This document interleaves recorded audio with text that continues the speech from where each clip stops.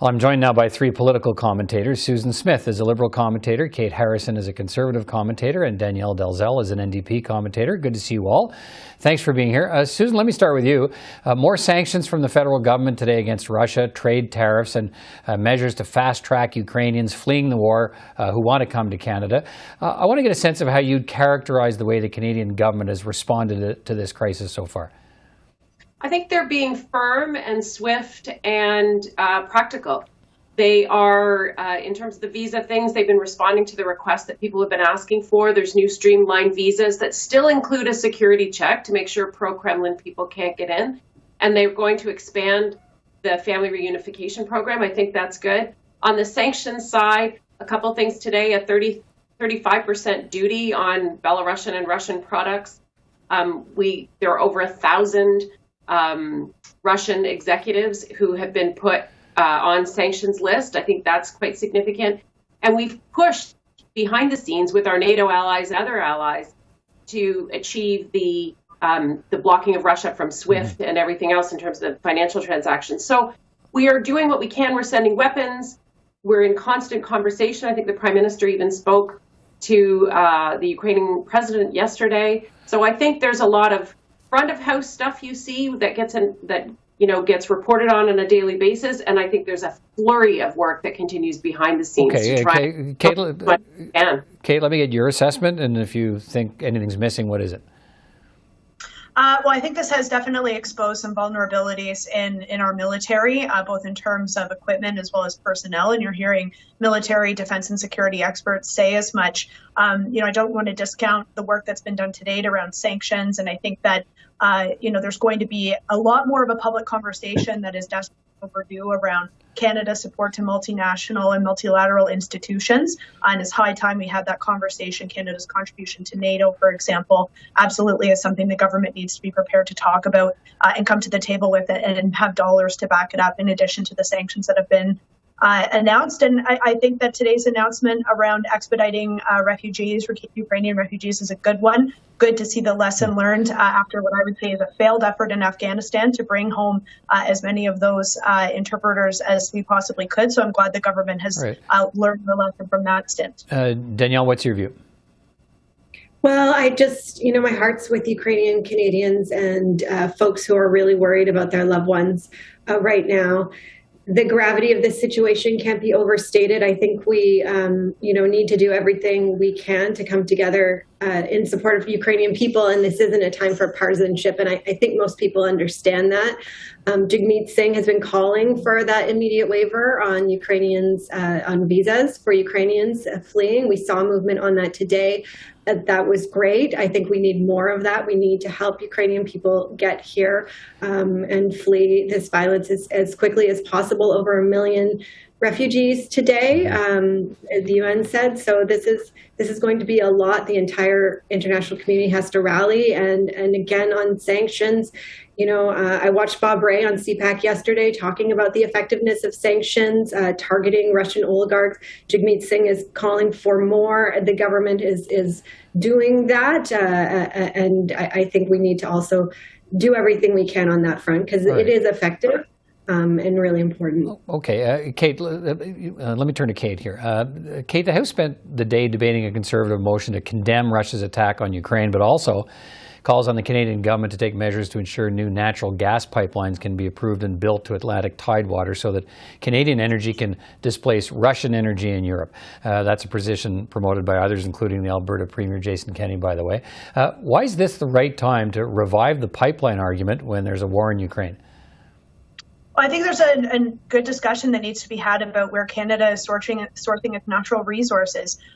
We had a lot of this same discussion and debate, for example, Peter, when the pandemic hit, in terms of our over-reliance on China, in terms of manufacturing PPE and other equipment and materials that Canadians need. So I think that a lot of people are scratching their heads and wondering why we can't use energy produced in ethical countries and use Canadian energy.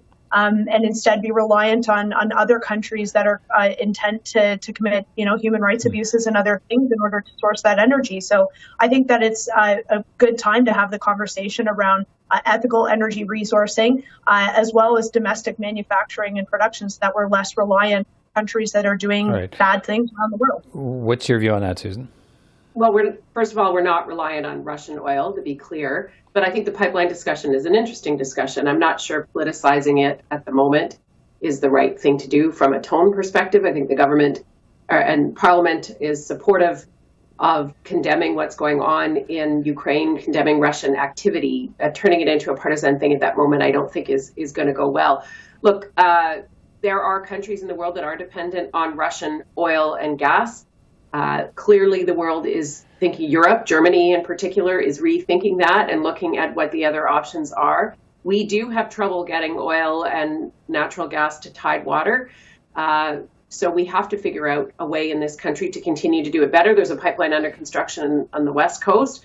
The East Coast pipeline was more fraught. It had to go through Quebec, and there were people in Quebec who didn't want it. So it is a national conversation we need to continue to have. Okay.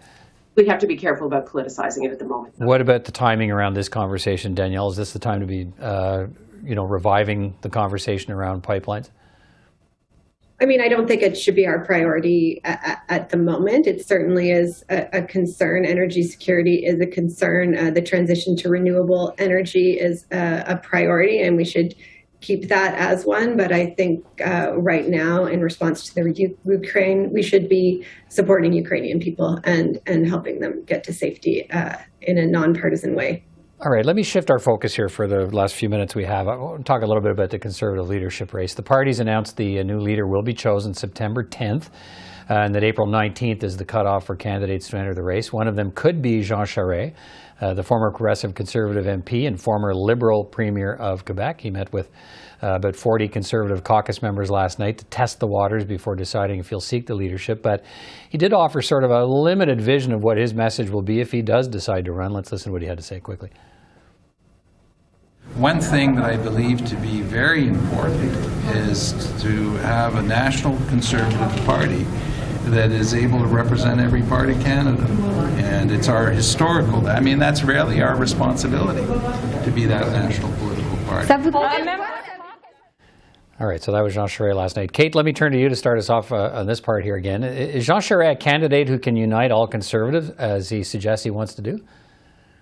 Well, I think he's going to have to try to sell an authentic and contemporary vision of conservatism. You'll recall, Peter, that when he had his name in the ring just 2 years ago, he had talked quite a bit at that time about how the Conservative Party has changed, and it's changed in a way that's perhaps different than his view of conservatism. I don't think that change has slowed down at all in the last 2 years. If anything, it's accelerated through a COVID lens. So I think that Mr. Charest's challenge is going to be in trying to articulate that he has an authentic, contemporary conservative view for the party of today, not necessarily the parties that he's been a member of in the past.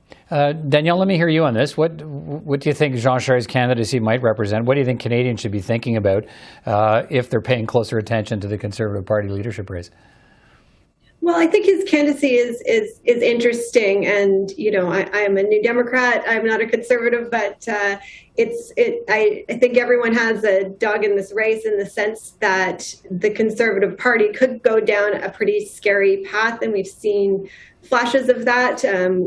Trying to court PPC voters and going towards a more far right, or they could go to a better, more centrist conservative vision of the party, which I think that he represents. So, there's a lot at stake here. This is, I think there's been a lot at stake with Conservative Party races since 2015, and I wait with bated breath, and I wait with some concern over what the party could become. Okay, Susan, final word to you here. Jean Charest has been both a Conservative and a Liberal. What do you think of his possible candidacy? And what do you think maybe non-Liberals should watch for? Or sorry, non-Conservatives should watch for? Well, I think he's very appealing to non-Conservatives, quite frankly. And if the party is smart, I actually do think Jean Charest is someone who can build bridges and rebuild the party across the country, which makes him a bit dangerous for Liberals if that's who the party chooses. I'm not convinced. Kate talked about a contemporary Conservative Party. I'm not sure Jean Charest will be that comfortable in what is a contemporary Conservative Party as it stands in this minute with Candice Bergen in the House and Pierre Poilievre and and some of the others. It's the third leadership race in 5 years. The party is doing something wrong. They have to figure out how to do something right.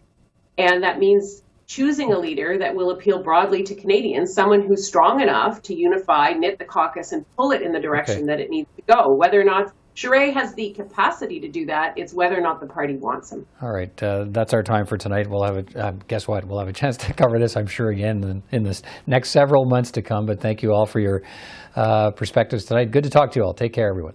Thanks, Peter. Thanks, Peter.